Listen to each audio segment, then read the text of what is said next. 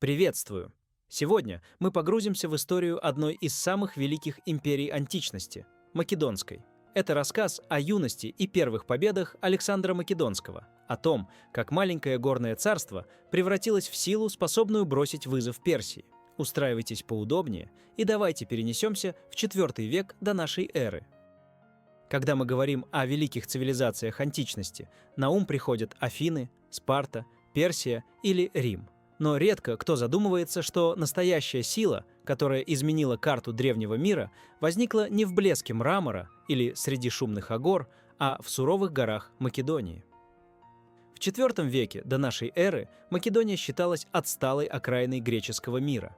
Афиняне и спартанцы насмехались над полудикими македонянами, считая их больше варварами, чем эллинами. Но именно здесь, вдали от величественных храмов и театров, зарождалась новая сила. Македония была царством воинов и пастухов. Земля здесь была бедна, климат суров, и лишь сильные могли выжить. Но эта суровость воспитала характер народа.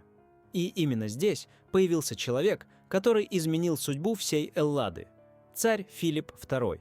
Филипп был не просто правителем, он был реформатором, стратегом и политиком. Именно он создал армию, которая стала образцом военного искусства.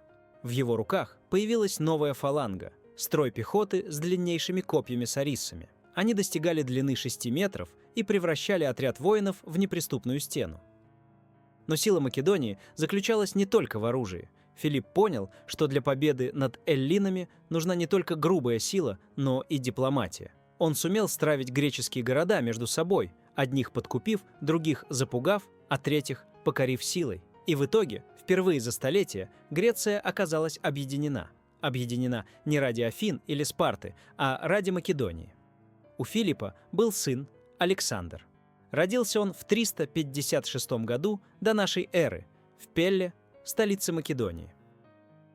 Легенды говорили, что в ночь его рождения храм Артемиды в Эфесе сгорел дотла, и прорицатели толковали это как знак. Родился тот, кто изменит мир. Мальчик рос в окружении легенд и ожиданий. Его матерью была Олимпиада. Гордая и жесткая женщина, внушавшая сыну мысль, что он не обычный человек, а потомок героев. Она говорила, что в его жилах течет кровь Ахилла и самого Зевса. Филипп не ограничивался лишь военными тренировками сына. Он пригласил для Александра лучшего учителя Эллады, философа Аристотеля. Под его руководством юный принц изучал философию, медицину, риторику и науки. Но более всего Александр любил истории о великих героях. Он зачитывался Илиадой, Гомера, а Ахилл стал его кумиром. Именно в эти годы проявился характер Александра – гордый, упрямый и решительный. Однажды ему привели дикого жеребца, которого никто не мог оседлать. Конь вставал на дыбы и не подпускал к себе всадников. Филипп уже собирался отдать приказ убить животное, но Александр подошел и заметил – конь боится собственной тени. Он развернул животное лицом к солнцу и вскочил в седло. С тех пор Буцефал стал его верным спутником на всех походах. Победа при Иссе сделала Александра кумиром. В его руки попал лагерь Дария, сокровища и даже семья царя. Но сам Дарий ускользнул. Именно на этом моменте наша история первой части подходит к концу. Перед Александром открывались ворота Азии. Он уже стал царем Азии, но впереди его ждали новые битвы – Египет, Вавилон, Персия и даже Индия. Хотите узнать, как Александр основал Александрию, победил персов при Гавгамелах и дошел до Индии? Тогда не пропустите вторую часть этого рассказа.